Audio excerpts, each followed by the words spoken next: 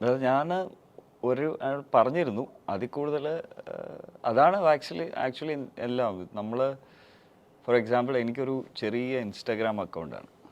ഒരു ആക്ടറിന് ഒരു സാധാരണ ആക്ടറിനുള്ളതിനെക്കാട്ടി ഒരു പക്ഷേ 10-11 ഫോളോവേഴ്സ് എനിക്കുള്ളൂ. ഞാൻ വളരെ മോശമാണ് സോഷ്യൽ മീഡിയയിൽ.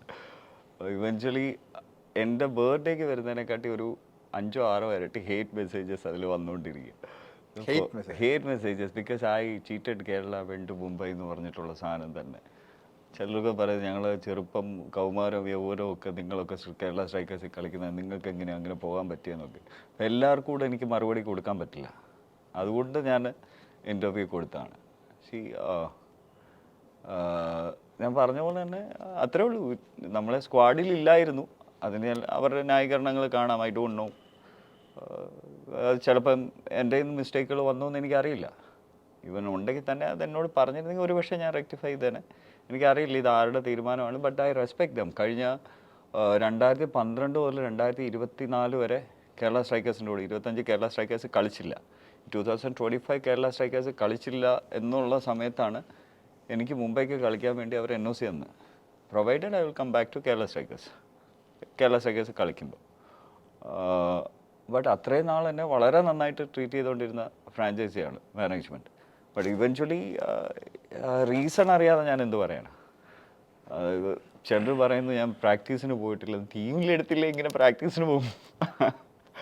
പ്രാക്ടീസിന് പോയില്ല എന്നുള്ള സ്റ്റേറ്റ്മെന്റ് പല സൈഡിൽ നിന്ന് കേൾക്കുന്നുണ്ട്. പിന്നെ അവരുടെ പ്രസ് മീറ്റിലും 1-2 സ്ഥലങ്ങളിൽ സ്ട്രെസ് ചെയ്ത് ടീമിലുള്ള എല്ലാവരും പ്രാക്ടീസിനും വന്നിരുന്നു എന്നുള്ള രീതിയിൽ 1-2 രീതി സ്ട്രെസ് ചെയ്ത് ഇപ്പം ഉണ്ണിയുടെ ഭാഗത്താണെന്നുണ്ടെങ്കിലും ഒക്കെ ആ വേർഡ്സ് വന്നിട്ടുണ്ട്. അപ്പം പലരും പറഞ്ഞു രാജീവ് പിള്ള പ്രാക്ടീസിന് പോയിട്ടില്ല അതുകൊണ്ടായിരിക്കും എടുക്കാത്തത്. അങ്ങനെ ഒരു ഉണ്ണി പറഞ്ഞ സത്യമാണ്. കാരണം ടീമിലുള്ളവർ ആണ് പ്രാക്ടീസിന് ചെന്നിരിക്കുന്നത്. അതിൽ ഇങ്ങനൊരു വർഷം ഉണ്ടോ എന്ന് എനിക്കറിയത്തില്ല. ഉണ്ണി പറഞ്ഞ സത്യമാണ്. ടീമിലുള്ളവർ അയക്ക് പ്രാക്ടീസിന് കൊണ്ടുപോകാൻ പറ്റത്തുള്ളൂ.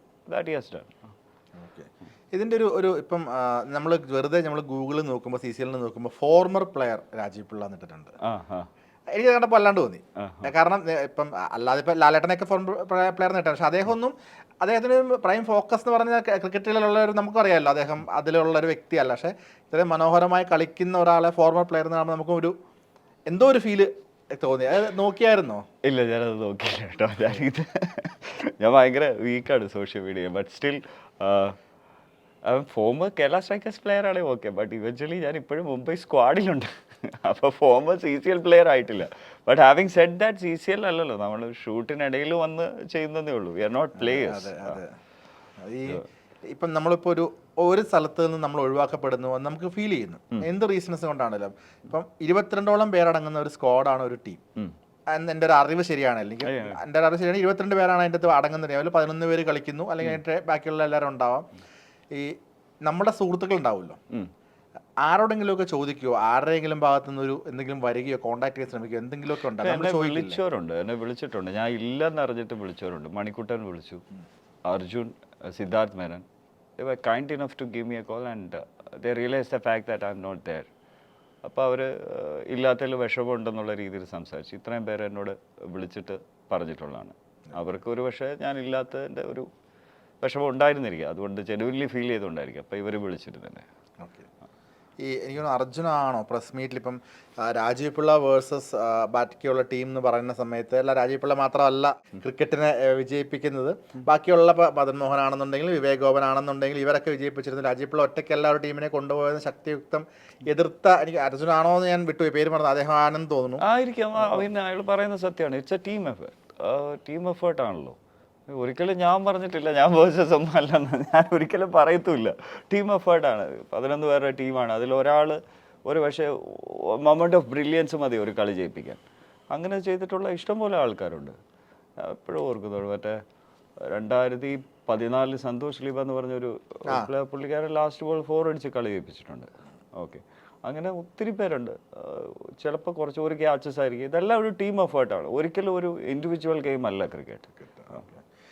ഇപ്പോൾ ഞാൻ ചോദിക്കട്ടെ, ഇപ്പം ഓരോ ടീമിൽ നിന്ന് വിളികളൊന്നും വരുന്നില്ല. സെപ്റ്റംബറിലൊക്കെയാണ്, ആ സമയത്താണ് 2025 സെപ്റ്റംബർ സമയത്തൊക്കെയാണ് പല മെയിലുകൾ വായിച്ചിട്ടും റെസ്പോൺസ് വരുന്നില്ല. പക്ഷേ NOC ചോദിച്ചപ്പോൾ കൃത്യമായിട്ട് NOC അയച്ചായിരുന്നു. ഇപ്പം ഒരു സിനിമയിൽ ഇത്രയും സെലിബ്രിറ്റി സ്റ്റാർട്ട് നിൽക്കുന്ന ഒരു വ്യക്തി, പല ഭാഷകളിൽ അഭിനയിക്കുന്ന ഒരു വ്യക്തി, മലയാളി, കേരള സ്ട്രൈക്കേഴ്സിൻ്റെ ഇത്രയും വർഷം ടീമിൽ വളരെ ശക്തിയാർജ്ജം കളിച്ച ഒരു വ്യക്തിയെ വ്യക്തിയുടെ അടുത്ത് ഇത്രയും ഉത്തരവാദിത്തമില്ലാത്ത രീതിയിൽ മറുപടികൾ തരാതിരിക്കുന്നതിൻ്റെ ഒരു റീസൺ എന്തായിരിക്കും എപ്പോഴും ചിന്തിച്ചിട്ടുണ്ട്? ബ്രദർ, എനിക്ക് ഒരാളുടെ ഉത്തരവാദിത്വം ഇല്ലായ്മയാണെന്ന് ഞാൻ കരുതുന്നില്ല. ചിലപ്പം അവരെ തന്നെ ചിലർ വിചാരിച്ചിട്ടുണ്ടായിരിക്കും അവനോട് ഓൾറെഡി പറഞ്ഞിട്ടുണ്ടെന്ന്. ഇതൊരു ഗ്രൂപ്പായിരിക്കും. ചിലപ്പോൾ എൻഡ് ഓഫ് ദ ഡേ അവർക്ക് പിന്നീടായിരിക്കും മനസ്സിലായത് ആരും എന്നോട് പറഞ്ഞിട്ടില്ല എന്നുള്ളത്. God it. ഒരാളുടെ തീരുമാനമല്ലല്ലോ ഇത്. കുറേ പേര് ആരെങ്കിലും തീരുമാനിച്ചിട്ടുണ്ടായിരിക്കാം. അപ്പം അവനോട് കൺവേ ചെയ്തേക്കാൻ പറഞ്ഞിട്ടുണ്ടായിരിക്കാം. ഒരു പക്ഷേ കൺവേ ചെയ്യാൻ പറഞ്ഞ വ്യക്തി പറയാതെ ആയിരിക്കാം. എൻഡ് ഓഫ് ദ ഡേ എന്നോട് കൺവേഡ് ആയെന്ന് മാത്രമേ എനിക്ക് പറയാൻ പറ്റത്തുള്ളൂ. അത് നടന്നിട്ടില്ല. അതാണ് ഞാൻ പറഞ്ഞത്. മനോരമയിലാണ് ഫസ്റ്റ് ഇതിന്റെ ഒരു ബൈറ്റ് വരുന്നത്. അതിനുശേഷം മാനേജ്മെന്റിൽ നിന്ന് എന്തെങ്കിലും ക്ലാരിഫിക്കേഷനോ ഒന്നുമില്ല. ഒന്നും വന്നിട്ടില്ല ഉണ്ണിയുടെ ഭാഗത്തുനിന്നോ? ഇല്ല. അതിനുശേഷം my life went on. I went four shooting. ഇത് തന്നെ ആക്ച്വലി എന്താ പറയുക, ആ ഇൻ്റർവ്യൂ വരുമ്പോൾ തന്നെ Mumbai is 99.9% out of CCL. മനസ്സിലായി. അപ്പോഴാ ഇൻ്റർവ്യൂ വന്നതേ ഉള്ളൂ. അങ്ങനെയാണ്. അതെ. കാരണം അവരുടെ ഭാഗത്ത് വേറെ ഒന്നും ഇല്ല. CCLന്റെ ആ ഭാഗം കഴിഞ്ഞതിന് ശേഷമാണ് ഇൻ്റർവ്യൂ വന്നത്. റാൻഡമായിട്ട് ചോദിക്കുകയാണ്, ഒഴിവാക്കപ്പെടുന്നതായിട്ട് തോന്നിയിട്ടുണ്ട്. ഇപ്പം ഞാനത് എൻ്റെ ചോദിക്കാൻ റീസൺ എന്ന് വെച്ച് കഴിഞ്ഞാൽ കഴിഞ്ഞ 6 വർഷത്തിൽ ഒരു സിനിമയാണ് മലയാളത്തിൽ ചെയ്തിട്ടുള്ളത്. ഇത്രയും ഇപ്പം ലുക്ക് വൈസ് ആണെന്നുണ്ടെങ്കിൽ ആക്ടിംഗ് വൈസ് ആണെന്നുണ്ടെങ്കിൽ 2015 വർഷത്തോളം 2011 സിറ്റി ഓഫ് ഗോഡ് തൊട്ട് ഇന്നും സർവൈവ് ചെയ്യാണ്. എത്രയോ ആളുകൾ വന്ന് പോയി മിന്നി മറന്ന് നമ്മൾ മറന്ന പേരുകളും മുഖങ്ങളും ഉണ്ട്. ഇന്നും രാജീവ് പിള്ള എന്ന് പറയുമ്പോൾ എല്ലാവർക്കും അറിയാം. അത് ക്രിക്കറ്റിലും അറിയാം, അഭിനയത്തിലും അറിയാം. പക്ഷെ എന്നാലും താങ്കൾ മലയാളത്തിൽ ഒരേ ഒരു സിനിമ കഴിഞ്ഞ 6 വർഷത്തിനോട് ചെയ്തിട്ടുള്ളൂ. പിന്നെ ഒരു ചെറിയൊരു ഗസ്റ്റ് റോൾ വന്ന് പോയതേ ഉള്ളൂ. അത് നമുക്ക് വിട്ടേക്കാം. എന്തുകൊണ്ടായിരിക്കും ഒരു സെൽഫ് എന്തായിരിക്കും സംഭവിക്കുന്നത്? That's A combination of factors.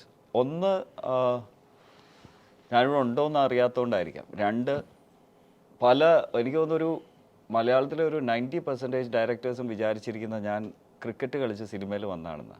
But eventually Lijo സാറിൻ്റെ സിറ്റി ഓഫ് ഗോഡ് ഞാൻ കൊടുത്ത എൻ്റെ ഓഡീഷൻ 30 സെക്കൻഡ് ഓഡീഷനാണ്. നടന്നു കൊടുത്തിട്ടാണ് ഞാൻ സിനിമയിൽ വന്നത്. പക്ഷേ അതൊന്നും ആൾക്കാർ ചിന്തിക്കുന്ന പോലുമില്ല. ഞാൻ റോഷൻ ആൻഡ്രൂസിനെ കഴിഞ്ഞ ദിവസം ബോംബെയിൽ വെച്ചിട്ടുണ്ട്. He was doing his Hindi movie.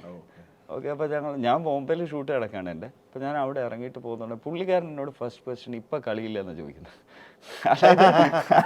Eventually എനിക്ക് പുള്ളിക്കാരനോട് പറഞ്ഞു കൊടുക്കണം, സാർ ഞാനൊരു പ്ലെയർ അല്ല. Everyone thinks that I'm a player. I want to come out of it.